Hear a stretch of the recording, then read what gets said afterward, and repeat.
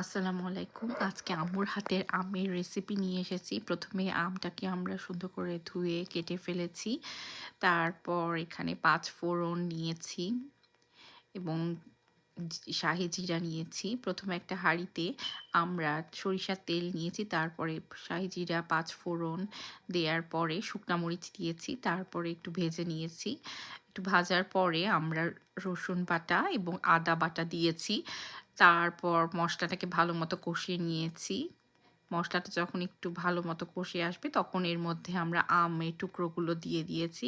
আমটা আস্তে, আস্তে ভালোমতো মসলার সাথে মেখে নেওয়ার পরে যখন আমটা নরম হয়ে আসবে, রান্না হয়ে যাবে, তখন তার মধ্যে আমরা একটু সিরকা দিব এবং চিনি দিব।